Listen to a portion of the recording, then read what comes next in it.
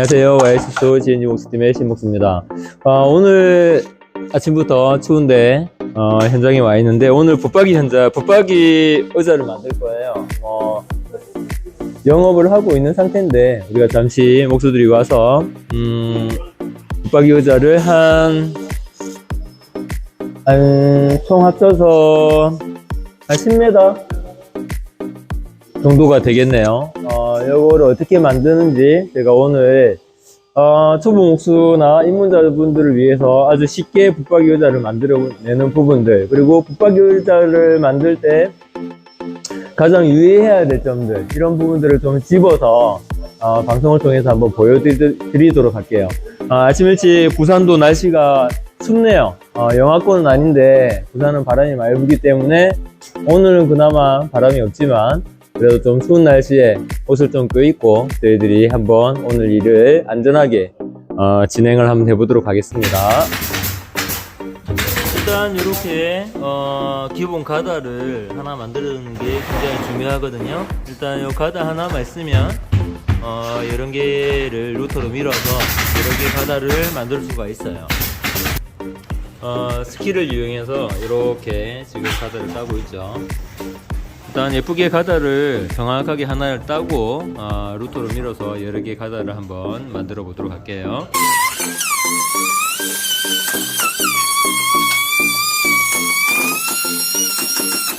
네, 보시는 것처럼 아침에 가다를 따고 이렇게 레벨을, 높이 레벨을 보고, 높이 레벨을 보이겠죠? 높이 레벨을 본 상태에서 처음에 짰던 가다를 이렇게 간격을 맞추어서 와리를 나누어서 쭉 고정을 시키는 작업을 하고 있어요.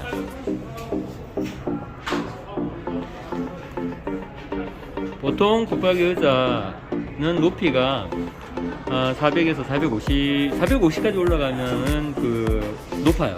목수가 짤 때. 그래서 400 정도 라인에 맞춰요. 그래서 소파가 올라가면 450 정도 잡히는 거고요. 나오는 폭은, 여기서 지금 나오는 폭은 보통 450 정도 잡아주면 굉장히 편하게 앉을 수가 있어요. 밑에서 올라오는 높이는 400, 쿠션이 올라간다는 생각을 하고 잡는 거죠. 등받이 높이는 보통 일자로 가는 경우도 있고, 지금 이것처럼 사선으로, 지금 가다를 저는 사선으로 땄거든요. 약간 더 편하게 앉을 수 있게끔 사선으로 이렇게 붙박이 의자를 만들 때 만들어요.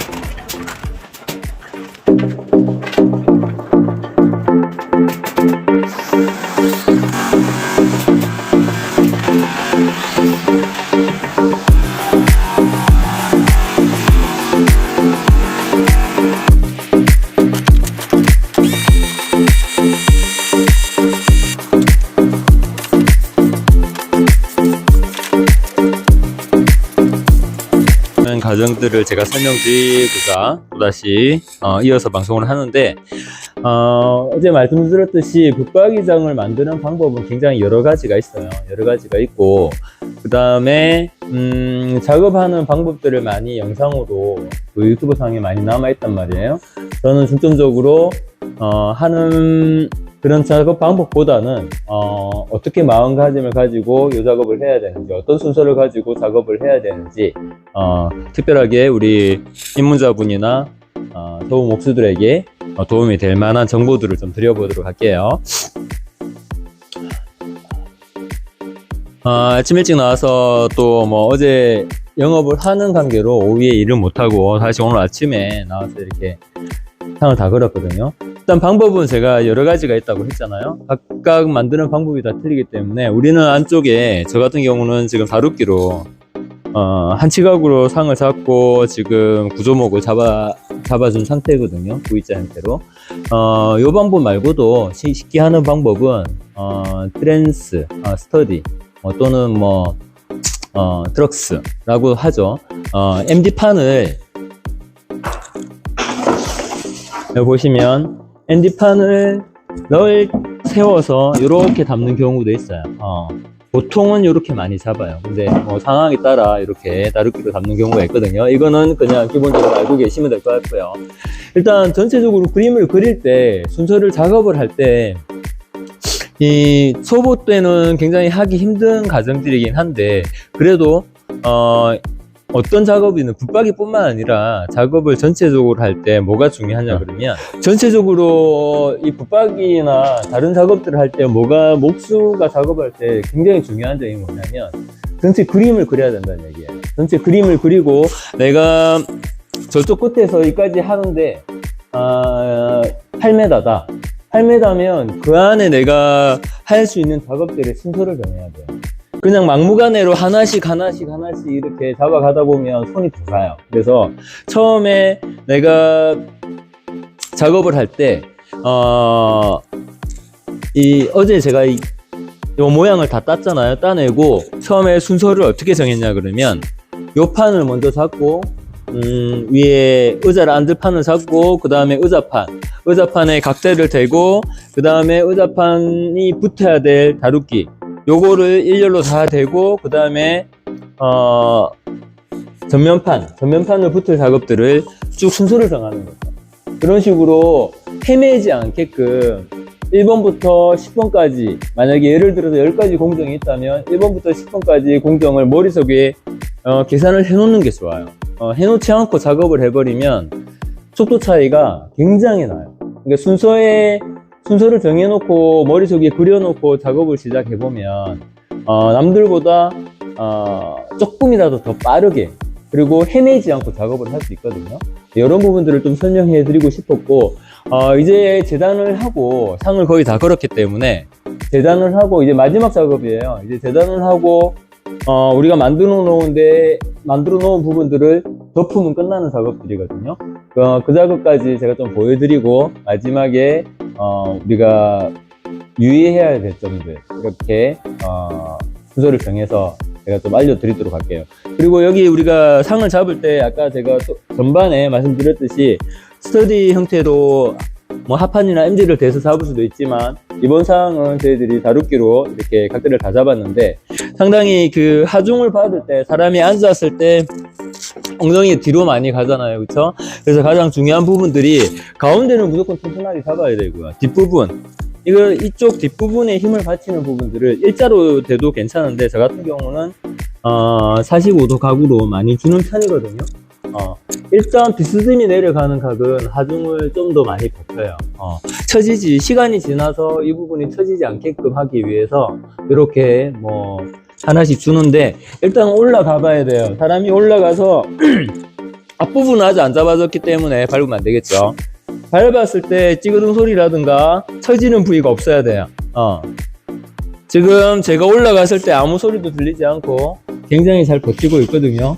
요거는 마감을 하기 전에, 덮기 전에 확인 작업을 꼭 해주시는 게 좋아요. 뭐 누가 옆에서 뭐라 하든 자기 작업이니까 꼭 확인을 하고 마감재를 덮는 그런 습관을 길러보는 게, 아마 초목이나 중목이나 이제 입문하시는 분들이 이런 과정들을 좀 알고 있으면 크게 도움이 될 거라고 생각을 해요. 계속 작업을 하고 다시 우리가 마감을 지어가는 과정들을 다시 화면을 통해서, 영상을 통해서 한번 제가 보여드리도록 할게요.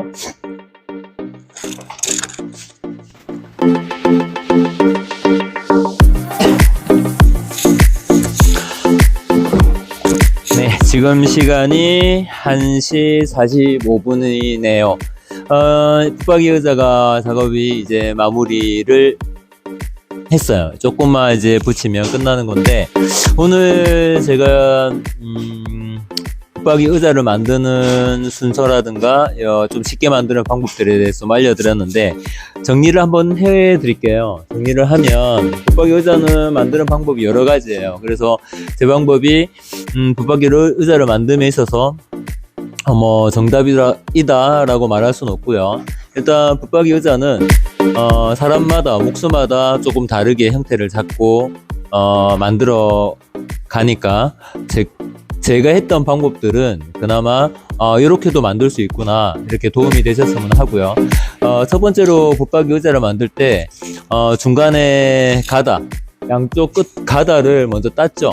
하나의 가다를 만들고 나서 트리머로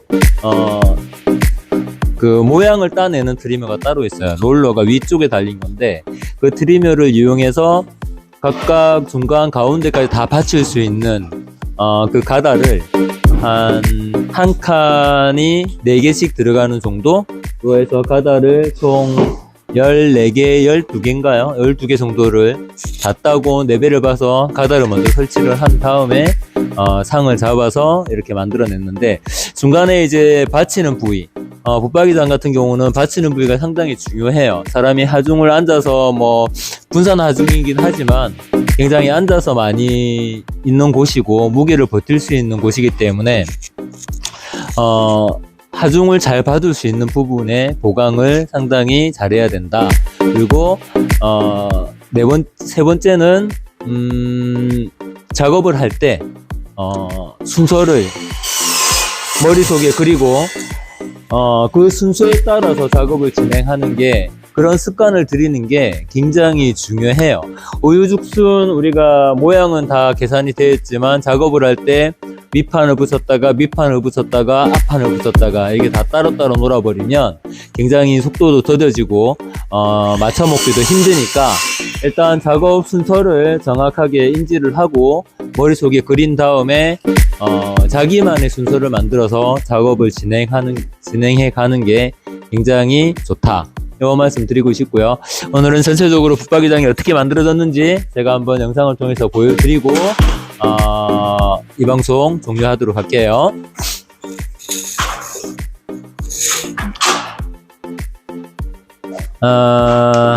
드리머 요게 지금 코너 트리머인데, 일단 베어링이 위쪽에 달려있죠.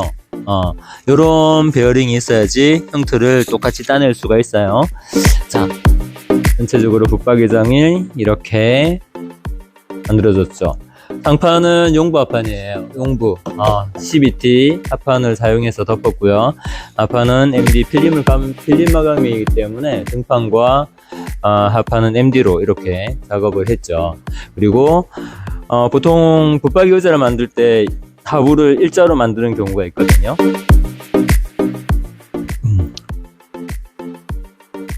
일자로 만드는 경우가 있는데, 저는 붙박이 의자를 만들 때 절대 일자로 만들진 않아요.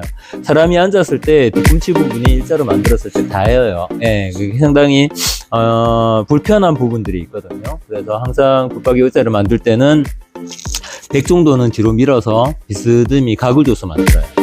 쭉 타고 가서 보시면 끝에 보이시죠? 기존 목에서 백이 들어가 있는 모습이 보이실 거예요. 이렇게 비스듬히 잡아주면 사람이 앉았을 때 뒤꿈치가 전혀 닿이지도 않고 요 뒷부분이 오염이 되지 않아요. 이런 것 때문에 이렇게 집어넣어서 만들고요. 등받이도 저는 일자로 만들지 않습니다. 손쉽게 가기 위해서 일자로 만들면 목수는 굉장히 편한데 앉았을 때 굉장히 불편해요. 그래서 요거도 마찬가지로 위에 공간과 아래 공간을 계산을 해서 살짝 눕혀주는, 각을 한번 볼까요? 스퀘어를 대보면 가까이서 볼까요? 스퀘어를 대보면 각이 뒤로 누웠죠? 네. 요 정도 각이 틀어지는 건데, 아마 밑에 각에서 올라가는 거는 한 15도가 채 되지 않는 것 같아요. 요렇게 각을 잡아서 뒤로 살짝 누울 수 있게끔 이렇게 잡아주면, 쿠션을 넣고 나면 사람이 앉았을 때 굉장히 편한 붙박이 의자가 된다. 간단하게 뭐 다 직각으로 짜도 되지만, 조금만 우리가 저희 목공 작업을 할 때 생각을 해보면 인체공학적으로 사람이 앉았을 때 느끼는 편안함이 어떤 건지 그런 것까지 계산해서 목공 작업을 해야 된다 라고 말씀드리고 싶어요. 네, 이런 식으로 굉장히 긴 붙박이 의자가 완성이 되었습니다.